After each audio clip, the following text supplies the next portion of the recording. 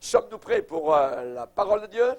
Amen, gloire à Dieu. On se lève ensemble et nous allons lire un passage dans le livre de l'Exode. Dans Exode particulièrement, donc, nous sommes rendus à la deuxième partie du message des multitudes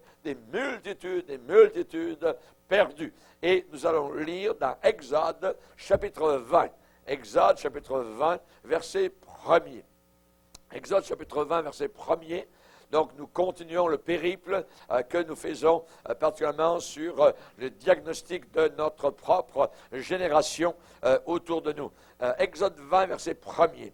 Alors Dieu prononça toutes ces paroles en disant, « Je suis l'Éternel, ton Dieu, qui t'ai fait sortir du pays d'Égypte, de la maison de servitude. Tu n'auras pas d'autre Dieu devant ma face. » Tu ne te feras point d'image taillée, de statue taillée, ni de représentation quelconque des choses qui sont en haut dans les cieux, qui sont en bas sur la terre et qui sont dans les eaux plus bas que la terre. Tu ne te prosterneras pas devant elles et tu ne les serviras point, car moi l'Éternel, ton Dieu, je suis un Dieu jaloux qui punit l'iniquité des pères sur les enfants jusqu'à la 3e et à la 4e génération de ceux qui me haïssent et qui fait miséricorde jusqu'à 1000 générations à ceux qui m'aiment et qui gardent mes commandements. Amen.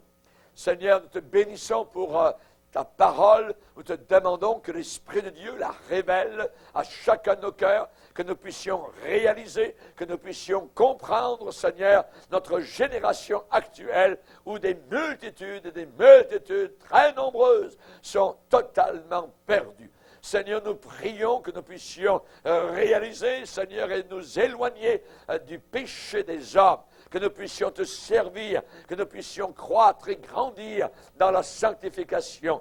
Nous te donnons littéralement nos vies entières, car tu nous as achetés, tu nous as rachetés à la croix du Calvaire au travers de ton corps incarné. Toi, le Dieu éternel, toi qui étais au commencement dans Genèse, 1er chapitre, toi qui es dans Jean, 1er chapitre, au commencement était la parole était avec Dieu, et la parole était Dieu, et la parole a été faite chair. Jésus, tu es Dieu en chair. Nous te bénissons et tu reviendras et nous reviendrons à régner avec toi. Et devant nous, nous t'aurons, toi, revêtu de ce vêtement teint de sang. Et ton nom sera encore la parole de Dieu. Nous te bénissons pour cette parole que nous entendons et qui ne retourne jamais à toi sans effet.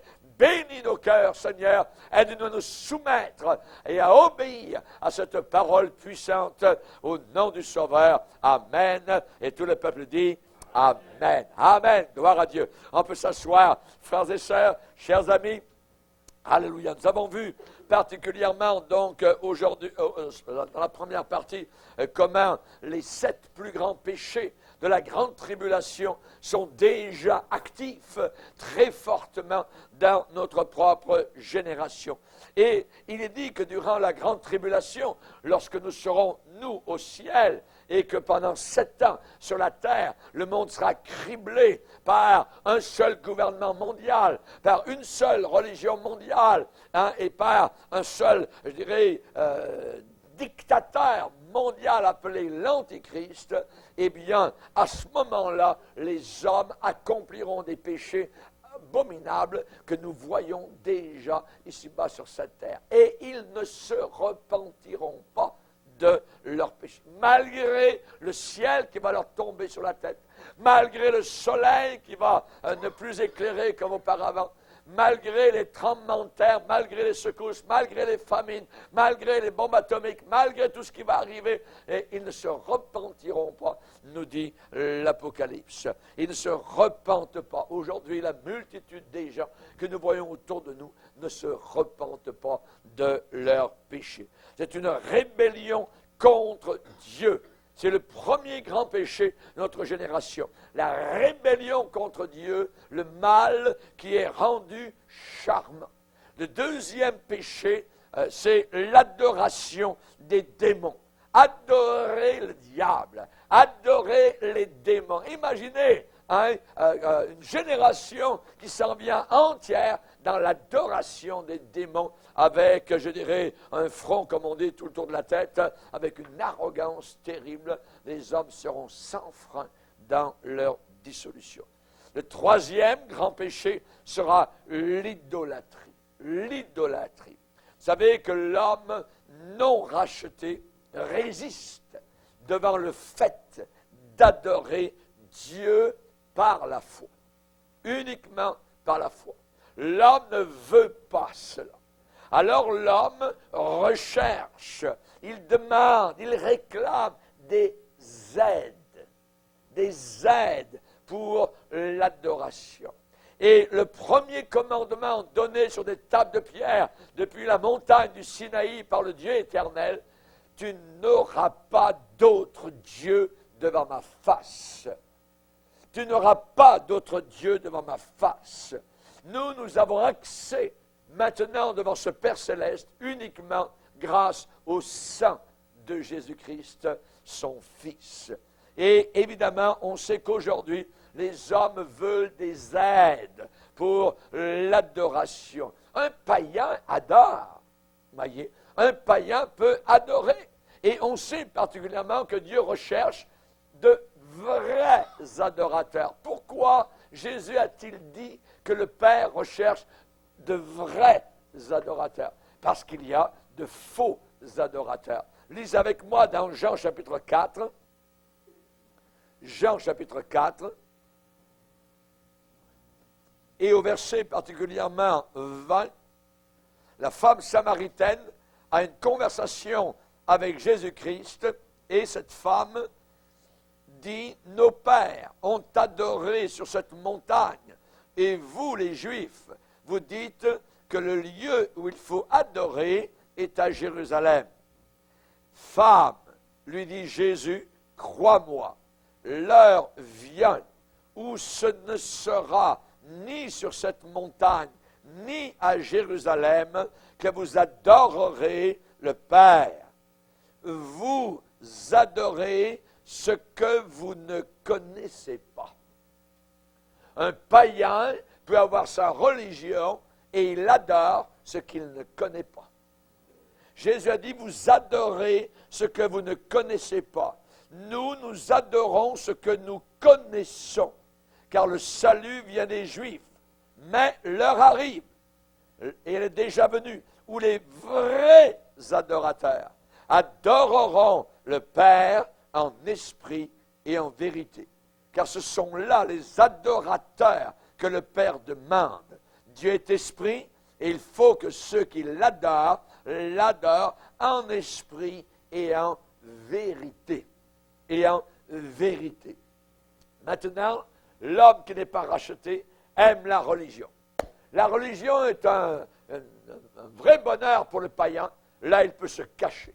C'est une véritable cachette merveilleuse, voyez, où le païen, véritablement, donc, fait ce qu'il veut et il a une belle couverture, tout ça. Et l'homme, donc, qui n'est pas sauvé, qui est religieux, qui devrait adorer Dieu uniquement par la foi, ne le fait pas. Et qu'est-ce qu'il fait? Il demande des aides pour l'adoration. Des choses qui sont faites par l'homme, des images, des reliques, des statues, des icônes, pour adorer, voyez, supposément Dieu. Ces gens-là, selon la Bible, sont des idolâtres. Un idolâtre, c'est quelqu'un qui adore une représentation que l'homme s'est fait avec un morceau de bois, avec un morceau de fer, avec quelques matériaux que ce soit.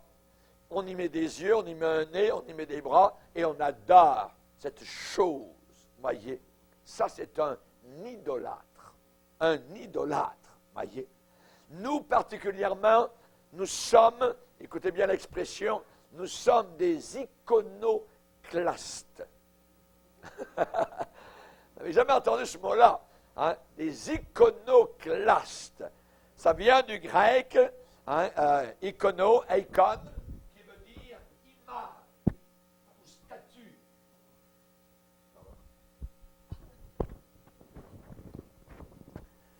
Et la deuxième partie du mot, c'est klastos, qui veut dire briser. Nous sommes des iconoclastes. Nous brisons les icônes. Voyez, nous renversons, nous n'adorons pas des idoles. Nous ne nous prosternons pas devant des choses que nous pouvons faire, voyez, comme un beau Jésus, une bonne Vierge Marie qui a des beaux yeux bleus, tout ça. On lui a fait des manciments, voyons, en plâtre. Hein, et là, l'homme adore, l'homme embrasse littéralement le plâtre et croit que l'on parle à quelqu'un. On appelle cela de l'idolâtrie. Tu n'auras pas d'autre Dieu devant ma face. Et le deuxième commandement dit, tu ne te prosterneras pas devant des choses qui sont dans le ciel, sur la terre ou sous la terre, pour demander. Voyez, pourquoi? Parce que Dieu recherche de véritables adorateurs. N'avons pas d'icône ici, n'avons pas de statue. Hein? Pourquoi? Parce que nous adorons Dieu en esprit et en vérité. Dans Philippiens, l'apôtre Paul va dire, nous rendons grâce à Dieu, nous rendons à Dieu notre culte par l'Esprit de Dieu. Et nous nous glorifions en Jésus-Christ et nous ne mettons pas notre confiance dans la chair. Nous ne mettons pas notre confiance dans la chair. Voyez, nous allons lire deux passages maintenant pour vous expliquer évidemment donc l'idolâtrie. Psaume 115. Psaume 115. L'idolâtrie est un des pires péchés dénoncés dans la Bible.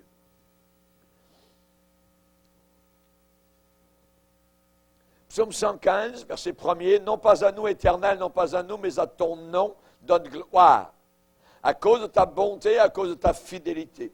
Pourquoi les nations, c'est-à-dire les païens, pourquoi diraient-elles, où donc est leur Dieu?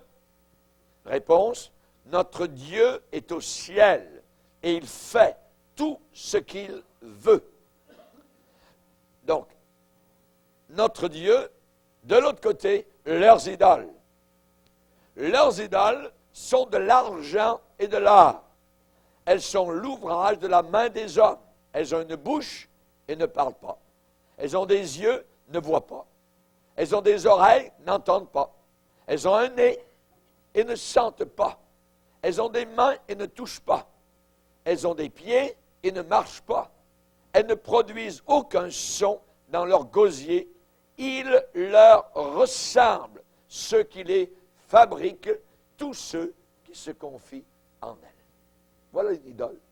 Et c'est la raison pour laquelle on porte les idoles, voyez, parce qu'elles ont des yeux. Il ne faut pas que ça brande, parce que l'idole pourrait tomber, tout ça. Hein, la Madonna ou le Jésus de Prague ou quoi que ce soit. Hein, donc, on les porte, voyez. Et on a cela dans le monde religieux. Ce sont des idolâtres. Maintenant, un autre passage. Ésaïe, chapitre 44. Ésaïe, chapitre 44. À partir du verset 13, le Saint-Esprit va directement dans les détails, il fouille dans les cœurs religieux, mais qui sont perdus. Ésaïe 44, 13, le charpentier étend le cordeau, fait un tracé au crayon, façonne, notez bien, façonne le bois avec un couteau et marque ses dimensions avec le compas. Et il produit une figure d'homme.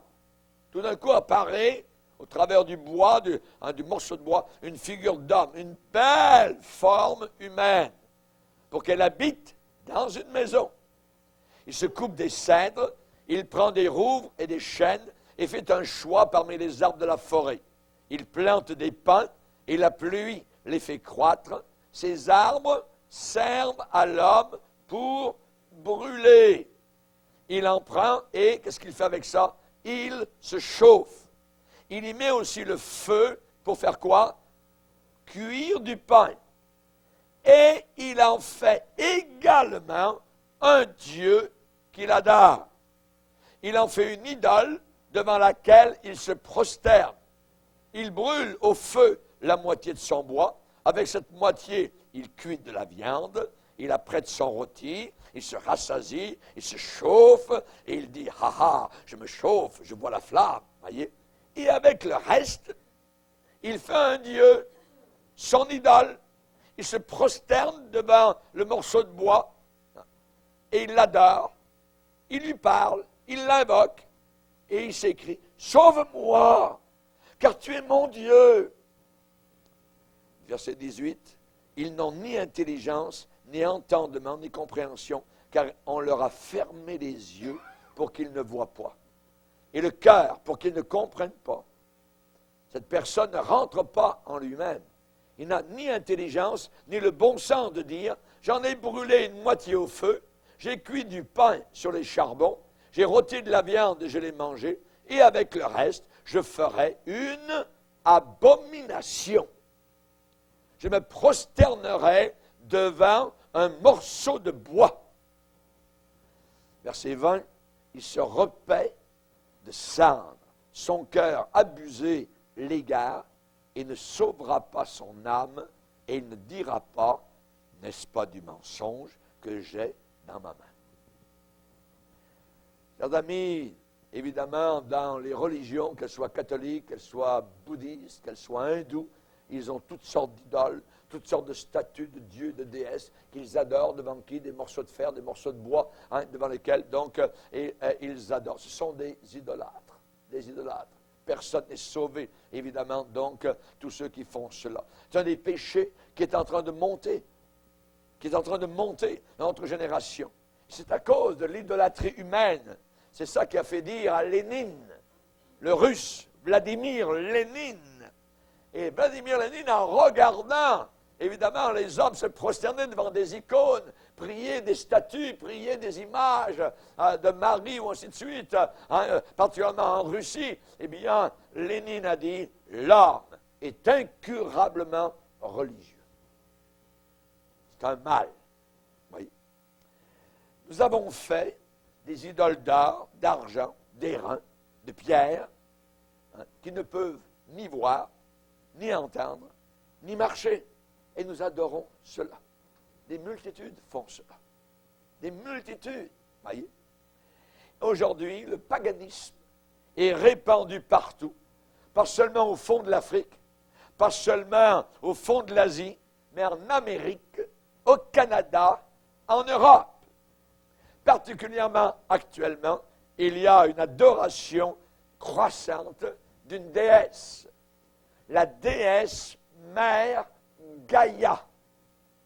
Gaïa, voyez, à Nashville, au Tennessee, il y a une réplique du Parthénon, voyez, de Grèce, dans un parc avec une grande statue de Gaïa où les gens peuvent venir adorer. Gaïa, c'est la mère terre. Gaïa, c'est la déesse que l'on adore.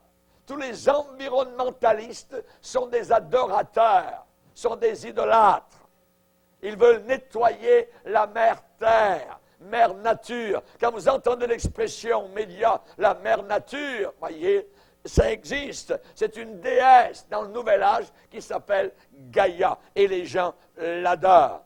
Rappelons-nous une chose, que celui qui rejette Jésus-Christ va adorer quand même, mais n'importe quelle déesse ou Dieu qui s'en vient sur le marché. Dans la sexualité d'aujourd'hui, des millions de personnes adorent une autre déesse appelée Vénus. Vénus, voyez. Et j'aimerais vous dire que les gens sont prêts à adorer n'importe quelle déesse, particulièrement féminine. Pourquoi? Eh bien, parce que c'est attirant. Pourquoi? Parce qu'elle est gentille. Elle ne porte aucun jugement. Elle ne porte aucune condamnation. Elle est toujours miséricordieuse. Et elle ne voudrait surtout pas envoyer, bannir les gens en enfer pour l'éternité à cause de leurs péchés. La déesse, qu'on l'appelle Gaïa ou Marie ou quoi que ce soit, voyez, ou Vénus, cette déesse ne veut même pas les punir pour quoi que ce soit. Elle est gentille. Et l'Église catholique romaine a dit, mais n'allez pas vers Dieu comme cela. Allez tout d'abord vers la maman, vers la mère. Voyez, c'est Satan avec son venin qui est en train d'enseigner des multitudes perdues, idolâtres. La déesse bénit seulement les gens. Elle est gentille. Voyez. Elle bénit surtout les pécheurs qui rejettent Dieu. L'apôtre Paul a prêché un jour à Athènes et il a dit, nous ne devons pas croire. Nous ne devons pas croire. Qu'est-ce qu'on ne doit pas croire? On va le lire, Acte 17. Acte 17, verset 29. Nous ne devons pas croire. Qu'est-ce qu'il ne faut pas croire? Nous ne devons pas croire que la divinité, c'est-à-dire Dieu, soit semblable à de l'or, à de l'argent ou à de la pierre sculptée par l'art et l'industrie de l'homme, le travail de l'homme. Dieu ne peut pas être semblable à une statue, à de l'or, à de l'argent, voyez. C'est tout à fait possible actuellement que nous soyons sur le point de voir arriver le mouvement féministe chrétien des femmes libérales à l'intérieur du corps de Christ, avec leur penchant féminisé vis-à-vis de la parole de Dieu. Beaucoup de gens ne veulent pas d'un Dieu homme. Ils veulent, particulièrement ces féministes, veulent d'un Dieu femme. Certains ont posé la question dans le monde féministe, est-ce qu'un Dieu homme est-il capable de sauver des femmes? Rendez-vous compte? Le blasphème. Et certains ont remplacé Jésus-Christ crucifié par une femme toute nue sur le crucifix. Dans le mouvement féministe à l'intérieur de l'Église de Jésus-Christ. Certaines de ces femmes sont en train de, je pense que ça existe déjà, une Bible où on ne dit plus Dieu il, on dit Dieu elle. Rendez-vous compte? Rendez-vous compte? La rébellion contre le Seigneur. Dans l'Église catholique romaine, Marie est une déesse. C'est une déesse, la doctrine officielle de l'Église catholique de Rome. Marie est une déesse, elle est médiatrice. Vous ne pouvez pas être sauvé dans l'Église romaine sans passer par la médiation de Marie. Plus que cela, l'Église catholique romaine enseigne que Marie est co-rédemptrice, égale à Jésus-Christ. Quand vous savez que Jésus est Dieu et Marie une créature, voyez, en plus, pécheresse, avec une nature de péché, comme vous et moi, puisqu'elle a invoqué le Seigneur dans le Magnificat, particulièrement en demandant, en lui disant, Seigneur, sauve-moi, qui suis-je, en moi, une pécheresse. Dans l'Église catholique romaine, elle est co-rédemptrice avec Jésus. Ce qui veut dire que bientôt, elle va devenir la 4e personne de la divinité. Puisqu'ils disent qu'elle est la mère de Dieu. Et une mère est toujours au-dessus de son fils. Alors nous avons Dieu, mais nous avons la mère au-dessus. Oui. L'invention diabolique. La Bible dit, nul ne vient au Père que par moi. Jésus a dit cela. Que par moi, pas par Marie. Paul a enseigné en disant, il y a un seul médiateur entre Dieu et les hommes. Il n'a pas dit, il y a un médiateur. Vous voyez comment le Saint-Esprit est exact, précis. Un seul médiateur entre Dieu et les hommes. Ou bien la Bible est fausse, ou bien l'Église catholique est fausse. Et si l'Église catholique est fausse, parce qu'elle a 2 points de repère, l'Église catholique, la Bible, elle y croit un peu, mais aussi qui a autant de valeur que la Bible, c'est la tradition de l'Église catholique romaine, qui renverse la parole de Dieu. Un seul médiateur, un seul nom nous a été donné parmi les hommes par lequel nous devions être sauvés. Dans l'Église catholique, on peut la prier. Elle fait des miracles. La dernière fois où l'on voit dans la Bible Marie, je vais vous dire qu'elle n'est pas montée au ciel avec son corps. C'est une invention qui date d'environ des années 1800. Oui. La dernière fois où l'on voit Marie, c'est dans Actes, 1er chapitre. Marie n'a pas prié pour les disciples. Marie priait avec les disciples. Lisez avec moi dans Actes 1er chapitre. Actes 1er chapitre. Verset 14. Tous d'un commun accord persévéraient dans la prière avec les femmes et Marie, mère de Jésus, et avec les frères de sang, pas des cousins, avec les frères de Jésus. Oui. Marie, on ne la voit pas prier pour les disciples, comme médiatrice. Une médiatrice, évidemment, invoque, voyez, mais là, elle ne prie pas comme médiatrice, elle a prié avec eux, au même titre que les disciples. J'aimerais vous dire que dès que les chrétiens auront été enlevés de la terre, il n'y aura absolument aucune influence de retenue pour empêcher toutes sortes de doctrines tordues, perverses, donc de pénétrer évidemment sur la planète Terre. Le prochain pas, petit pas très petit, c'est que les adorateurs de la mère Terre ou deviennent évidemment en même temps adorateurs de Marie. Marie est très vénérée même parmi les islamistes. Pas étonnant. C'est peut-être la raison pourquoi la bête religieuse d'Apocalypse 17 est vue avec une femme sur son dos. C'est possible. Ce sera le contrôle total du royaume de l'Antichrist pendant la grande tribulation. Et la Bible dit qu'à cette époque-là, ils ne se repentirent pas des œuvres de leurs mains, de manière à ne pas adorer les idoles d'or, d'argent, d'airain, de pierre, de bois, qui ne peuvent ni voir, ni entendre, ni marcher. Ils ne se repentiront pas. Ils ne se repentiront pas. Un autre péché, le meurtre, que nous voyons déjà beaucoup. Ça monte de plus en plus autour de nous. C'est un des grands problèmes sociaux aujourd'hui autour de nous. Le taux de meurtre augmente et il a déjà atteint des proportions gigantesques. Même les policiers sont en train de dire beaucoup de la plus jeune génération n'ont aucun respect pour la vie humaine. Aucun respect. Nous voyons des petits jeunes, voyez, tuer des vieillards autour de nous. Et le nombre croissant de meurtriers est en train d'augmenter. Savez-vous, l'âge, maintenant, ce qui augmente, c'est entre 10 et 11 ans. Des petits garçons de 10-11 ans, maintenant, commencent à tuer.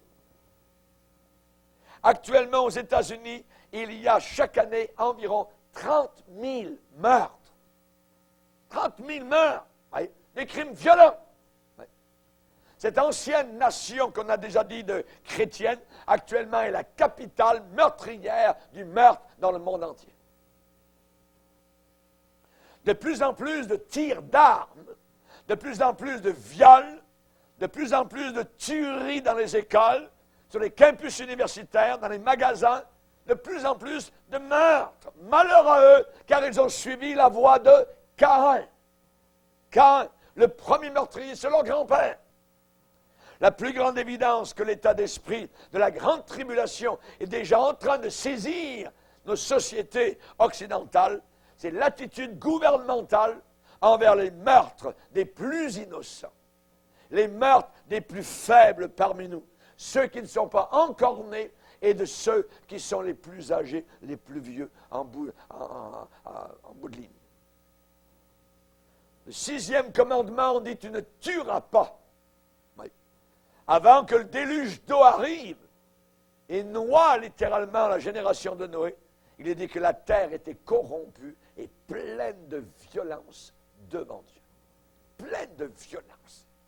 Et Jésus a dit, les conditions qui prévalaient du temps de Noé seront les mêmes conditions qui vont prévaloir dans la génération où je vais revenir, a dit le Seigneur. La vie, elle est dans le sang. Dans le sang. Là où il y a du sang, là est la vie. Un fœtus, c'est quelqu'un. C'est quelqu'un. C'est une personne, voyez. Depuis Québec, Ottawa, la Cour suprême, à Paris, ainsi de suite, jusqu'au Congrès américain, à la Maison-Blanche, dans toute l'Amérique du Nord, on voit actuellement que les élus gouvernementaux ne font rien pour arrêter le meurtre de millions de bébés chaque année. Chaque année. Depuis 1973, en Amérique du Nord, il y a eu plus de 55 millions de bébés qui ont été tués, de personnes, d'hommes et de femmes qui manquent à la paix. 55 millions. Autant que tous les décès de la Deuxième Guerre mondiale. Par avortement. Aux États-Unis, c'est Roe Wade qui a rendu l'avortement légal aux États-Unis. En France, ça a été Simone Veil. Imaginez. Nous avons eu dans une de nos églises, nous avons été pasteur, une jeune chrétienne qui travaillait dans un hôpital comme infirmière. Elle a refusé d'aller aider le docteur qui était en train de faire un avortement. Bravo. On l'a félicité. Et toute l'église, quand elle nous a raconté ça, l'a applaudi. Chers amis, le meurtre de bébés en parfaite santé. On se rappelle que Pharaon a demandé que tous les bébés qui naissaient des femmes juives, eh bien, soient jetés au Nil, spécialement les garçons. Il est dit que Dieu fit du bien aux sages-femmes et les fit prospérer, parce qu'elles ont désobéi à cette tuerie de bébés que Pharaon désirait. Aujourd'hui, nos pharaons, ce sont nos gouvernements qui permettent de façon normale, légale, cette tuerie qui se passe semaine après semaine. Comment peut-on éviter de subir la colère de Dieu? Jean-Baptiste a bien dit lorsqu'il a déclaré « Qui vous a appris à fuir la colère de Dieu ?» Il n'est pas étonnant que l'on réclame maintenant le meurtre légal des vieillards. Si nous n'avons pas, je dirais, de respect au début de la vie, on n'en aura pas plus à la fin de la vie. Si on tue des personnes dans le sein de leur mère, on est capable de tuer des vieillards en fin de ligne lorsqu'ils arrivent donc à l'hôpital. Il suffit de donner des médicaments, une injection, tout ça, et puis tout, la personne meurt. Voyez, déjà ça se passe dans beaucoup d'hôpitaux. Comment échapperons-nous si nous négligeons un si grand salut? On appelle ça l'euthanasie. Les leaders de notre monde ont oublié que la vie, c'est la création de Dieu. Nous ne sommes pas des évolutionnistes, nous sommes des créationnistes. Nous croyons qu'on a été créé par Dieu et que le monde sur lequel nous sommes a été créé par la parole de Dieu. Au commencement, dans Genèse 1, Dieu dit que la lumière soit. Ce Dieu qui a parlé au commencement, c'est le même que Jean reprend dans son évangile, premier chapitre, verset 1er. Au commencement était la parole était avec Dieu, et la parole était Dieu, et la parole a été faite chair. C'est Jésus-Christ qui a parlé, il est la parole de Dieu, il est le fiat de Dieu. Alléluia, merci Seigneur. Lui seul, Dieu peut décider combien de temps va vivre quelqu'un. David a dit, Seigneur, quand je n'étais qu'une masse informe, quand je n'étais qu'un fœtus, tes yeux me voyaient. M-E. Voyez-moi, personne. C'est une personne que l'on tue à chaque fois à l'intérieur du sein maternel. Tes yeux me voyaient. Quand je n'étais qu'une masse informe, tes yeux me voyaient. Et sur ton livre étaient tous inscrits les jours qui m'étaient destinés avant qu'aucun n'existât. Avant qu'aucun n'existât. Ils ne se repentiront pas de leur meurtre, nous dit la Bible. Un bon test pour voir la qualité morale d'un pays, c'est de voir la valeur de la vie, surtout celle des plus faibles parmi nous. Comment un gouvernement voit-il? Quelle valeur, quelle évaluation un gouvernement a-t-il par rapport aux plus faibles qui sont parmi nous? Les bébés, pas encore nés, les vieillards impotents, tremblants, marchant, je dirais, difficilement. Comment voyons-nous donc ces personnes-là? Nous tremblons pour le futur de notre pays, quand déjà maintenant nous avons un regard si minable, si piteux pour la vie humaine. Quand la rébellion, sans aucun frein, sans aucune retenue, sera lancée, le monde sera un endroit effroyablement, je dirais, dangereux pour y vivre. Le monde sera terrible, ce qui s'en vient, ça va être effroyable. Pas étonnant que dans la miséricorde de Dieu, le Seigneur Jésus a dit, si ces jours n'étaient pas abrégés, personne ne serait sauvé. Merci Seigneur, parce qu'il va abréger, il va raccourcir, et bientôt on va monter dans la gloire pour rencontrer le Seigneur. Merci Seigneur. Un autre péché qui va avoir, je dirais, plein courant durant la grande tribulation qui déjà commence, sont les drogues. Les drogues. Drogue, en grec, c'est écrit dans la Bible, c'est sorcellerie, en grec. Et la Bible dit, ou encore un autre mot, enchantement. Ils ne se repentirent pas de leurs enchantements. Dans la King James, ça dit pharmacie. Pendant la grande tribulation, l'utilisation des drogues sera sans aucune retenue, aucune retenue. Ce sera très commun, ce sera légalisé. Et aujourd'hui déjà, nous entendons la poussée qu'il y a pour légaliser le poison du diable. Cela étant monté en flèche. L'alcool, les drogues. Rappelons-nous qu'il y a eu un président aux États-Unis qui a admis, en 1999, Clinton, avoir déjà utilisé de la drogue pendant sa jeunesse. Et c'est lui qui a désigné aux États-Unis le premier Surgeon General, voyez, qui considéra la légalisation de la drogue. Ne pourrait-on pas légaliser la drogue? Et déjà aussi au Canada, on a entendu cela au gouvernement, voyez, on parle de légaliser cela.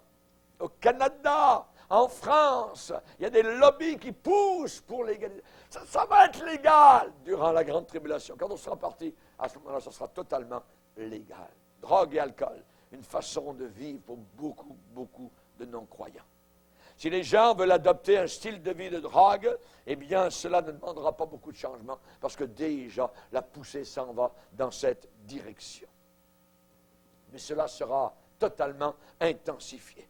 Je me rappelle toujours, quand j'ai prêché dans la région de Naples, et quand nous sommes passés pour faire une réunion à Naples un soir, dans un quartier de la ville, nous sommes passés devant un grand parc, et là, il y avait des dizaines et des dizaines de junkies, de drogués, avec des seringues. C'était affreux. J'en ai pleuré littéralement en voyant cela. Nous passions tranquillement, et nous étions arrêtés à des feux rouges, et on voyait très bien. C'était lamentable. Des morts, littéralement, qui étaient là, dans le parc, comme cela. C'était inimaginable. Ça se passe à Rome, ça se passe à Paris, ça se passe à Montréal, ça se passe dans le Pacifique Sud. Nous avons fait une mission avec mon épouse dans une petite île du Pacifique Sud, et là-bas, le cannabis est cultivé. Dans les îles, oui, littéralement. Et un soir, alors que nous prêchions la parole de Dieu, et les haut-parleurs étaient là dans la nuit, on nous a dit après la réunion, il y avait des dizaines de jeunes gens qui étaient assis au bord de la route et qui ont écouté votre prédication. Merci Seigneur. Que Dieu les touche, que Dieu les bénisse abondamment. Voyez? Pourquoi? Parce que ce sont des pauvres airs, ce sont des perdus. Ce sont des gens qui ont besoin du salut. Aujourd'hui, nous avons les barbituriques, le crack, la morphine, l'opium, la marie, la cocaïne, les seringues, les injections de mort, tout ça. Et cela, c'est envoyé depuis l'enfer par les démons pour pousser la société vers un suicide de masse et de race. Le voleur, a dit Jésus, ne vient que pour détruire. Satan ne vient que pour détruire. Il y a des ados déjà à 10-11 ans qui sont pris par la coke. Que sera la prochaine génération? Ça va être terrible. Satan pousse, Satan encourage, il excite cette génération à chercher une fausse sécurité de relaxation. Ça me fait du bien. Il y a déjà quasiment 1 million de Français qui prennent le matin leur joint avant de partir au travail. Et ça devient un danger dans leurs travaux à l'usine ou quoi que ce soit, parce qu'ils sont moins vivaces, ils sont relax. Ouais. C'est abominable. Ça va devenir de plus en plus, la poussée n'ira pas en reculant, elle va aller en avançant de plus en plus. Seule et uniquement la puissance de Dieu, l'Évangile peut casser, briser cette chaîne diabolique. Paul a dit, je n'ai pas honte de l'Évangile. C'est la puissance de Dieu pour sauver, pour délivrer, pour casser la chaîne de ceux qui sont dans, pris par toutes sortes de drogues. Vous connaîtrez la vérité, a dit Jésus, et la vérité vous rendra libre. Vous rendra libre, la vraie liberté. Notre Père, qui est dans les cieux, délivre-nous du mal. Délivre-nous du mal. Mais voilà que les gens, tels que décrits dans la Bible, ne se repentiront pas de leurs enchantements. Enchantements, c'est drogue. Ensuite, un sixième, l'immoralité sexuelle, l'impudicité. Et depuis les bureaux de nos gouvernements jusqu'au cinéma. Aujourd'hui, cela est accepté, je dirais, de façon politique, hein, et on méprise la pureté sexuelle avant le mariage. Il y a des hôtels, vous pouvez avoir une relation de passage, ils appellent ça sieste. Oui. La plupart des éducateurs et des enseignants dans notre système scolaire ont tous abandonné l'enseignement de la vertu. Ils ont abandonné cela et ils ont fait du lesbianisme et de l'homosexualité une vertu qui, pendant des siècles, a été appelée perversion par le peuple, a été appelée abomination par le Dieu éternel et trinitaire. Homme avec homme, des choses infâmes. Romains, 1er chapitre. Cela a commencé par des études perverses aux États-Unis par Alfred Kinsey dans les années 50. Ensuite, il y a eu le réveil sexuel dans les années 60. Ensuite, il y a eu l'éducation sexuelle dans les écoles dans les années 70 et 80. Aux États-Unis, cela a été appuyé par la décision de la Cour suprême en 72 qui a transformé la pornographie, qui était auparavant une business illégale, en une business acceptable légalement. Dans beaucoup de plages de la terre, la nudité est de mise. C'est abominable. Nous avons lutté contre cela quand nous étions missionnaires. Il y avait les grands bateaux, les paquebots qui venaient, qui s'arrêtaient pour quelques heures, un après-midi, sur les plages où nos chrétiens avaient leur maison. Les chrétiens étaient obligés de s'en aller de là pendant que ces touristes descendaient nus. Quelque chose d'inimaginable. Ça se passe partout maintenant autour de la terre. Acceptable. C'est un commerce d'environ 20 milliards de dollars US par an. Et cela est en train de changer le monde occidental en une fosse à purin d'immoralité. Exactement comme le monde sera pendant la grande tribulation. C'est difficile de croire que l'immoralité sexuelle peut encore empirer. J'aime vous le dire, ça va empirer. Ça empirera, parce que la Bible dit que les hommes méchants et imposteurs, séducteurs, avanceront toujours plus dans le mal, égarés eux-mêmes et égarant les autres. La Bible dit qu'ils ne se repentiront pas de leur impudicité. Et le dernier, le grand péché de vol, les voleurs. Lorsque je vais dans certains pays africains, on nous place dans certaines maisons, et pour entrer dans le quartier, c'est un quartier fermé. C'est comme si il y a des barricades partout, et vous devez passer par une barrière où il y a des gardiens jour et nuit. La sécurité est au maximum. Il y a des communautés qui sont enfermées, barrées. Il y a des systèmes de sécurité, des gardiens de nuit. La compagnie Securitas est tout autour de la terre. Des caméras de surveillance. À Londres, particulièrement, où je suis allé souvent, Quand vous sortez de votre maison le matin, vous êtes filmé jusqu'à ce que vous rentrez dans votre maison le soir. Partout où vous allez, vous êtes filmé. Londres est la ville au monde où il y a des millions de caméras partout. Vous êtes filmé. Souriez. Big Brother est en train de vous regarder. Fermez vos portières. Il y a des gardiens de parking maintenant dans les églises. Parce que pendant que les gens sont en train d'écouter la parole de Dieu, il y a des voleurs qui sont dans le parking dans beaucoup d'endroits. Dans certaines églises en Europe, pendant que la réunion commence, ils mettent 1 ou 2 gardiens pour veiller sur le parking. Le vol, c'est une façon de vivre aujourd'hui. On peut voler votre identité. Il y a quelqu'un d'autre qui va prendre votre nom, il va prendre vos renseignements, et il va faire des comptes, il va monter des comptes, et vous allez vous recevoir la facture. J'ai jamais acheté ça. Vol d'identité. Il y a de plus en plus de voleurs. Il y a des gens qui ont même volé des guichets automatiques. Ils sont partis avec le guichet, directement. On vole des bébés. Aujourd'hui, il y a un commerce international de membres. On peut voler un bras, on peut voler un cœur, on peut voler des yeux. On vole, ça coûte très cher, ça rapporte beaucoup. On vole des bombes, on vole des hommes. Il y a un temps où, en France ou au Québec, au Canada, on ne fermait même pas nos portes. On vivait dans la simplicité, voyez. On pouvait laisser les clés dans nos voitures, il n'y avait aucun problème. C'est pas très vieux, cela. Aujourd'hui, il y a des barreaux de fer aux fenêtres. Caméras de surveillance, GPS anti-vol sur nos voitures, système d'alarme dans les magasins. Les assurances augmentent. Le vol est avec nous aujourd'hui et il va rester. Et il le sera jusqu'à l'entrée directe dans la grande tribulation. Et ça va empirer encore sous le règne de l'Antichrist qui sera opposé totalement à toutes les valeurs enseignées par la Bible et par Jésus-Christ. Pendant la grande tribulation, le mal sera bien, le bien sera mal, la vertu sera très dangereuse, l'immoralité sera commune, appuyée, reconnue officiellement.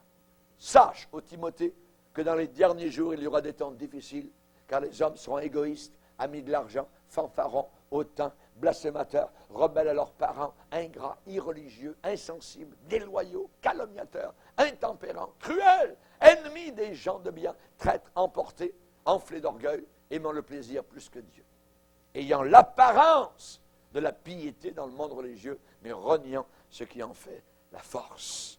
Ils ne se repentiront pas de leur vol. Maintenant, que fait Dieu? Dieu, sans tenir compte des temps d'ignorance, annonce maintenant à tous les hommes autour de la terre qu'ils doivent se repentir. Personne n'entrera dans les cieux éternels sans la repentance. Un homme est en enfer pour l'éternité et il a parlé avec Abraham. Il avait 5 frères sur la terre à l'époque et il a dit, Père Abraham, si quelqu'un des morts va vers eux, ils se repentiront. Ah, cet homme maintenant savait que pour aller au ciel, il fallait se repentir de ses péchés. Il lui a été répondu, s'ils n'écoutent pas la parole de Dieu, ils ne se laisseront pas persuader, quand bien même quelqu'un des morts ressusciterait. Si vous ne vous repentez pas, dit Jésus, vous périrez tous de façon égale. Marie Banelaine s'est repentie. Zachée s'est repenti. Saul de Tarse s'est repenti. Luther, l'Allemand, s'est repenti. Nicodème, le juif religieux, s'est repenti. Le brigand sur la croix à côté de Jésus s'est repenti. La Samaritaine, au bord du puits de Sichar, s'est repentie. Je me suis repenti.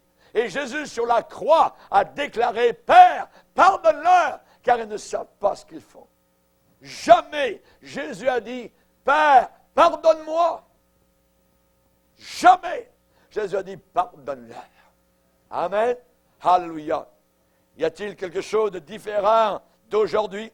Les 7 péchés qui vont dominer pendant la grande tribulation sont déjà parmi nous, bien installés, bien enracinés. Et à partir de la pratique de ces 7 péchés qui deviennent de plus en plus communs, le monde s'apprête et prêt pour vivre sous le règne de l'Antichrist. Nous ne voulons pas que cet homme, Jésus, règne sur nous. Rappelez-vous, dans l'Évangile. Ce qui manque pour que l'Antichrist puisse venir, une seule chose, c'est l'enlèvement de l'Église. L'influence qui retient le péché, encore un peu, sur la société d'aujourd'hui, c'est l'Église, celle de la terre. Amen. Et maintenant, vous savez ce qui le retient, en parlant de l'Antéchrist, afin qu'il ne paraisse qu'en son temps. Le mystère de l'iniquité agit déjà, c'est mystérieux, mais nous le voyons, parmi les foules. Voyez. Il faut seulement que celui qui le retient, la venue de l'Antéchrist, ait disparu. Nous allons disparaître. Nous ne paraîtrons plus sur cette terre. Nous allons disparaître. Amen. Que Dieu soit glorifié. Continuez à marcher avec Jésus jusqu'à la fin. Celui qui persévérera jusqu'à la fin sera sauvé. Dieu connaît ceux qui lui appartiennent. Baissons nos têtes et prions le Seigneur.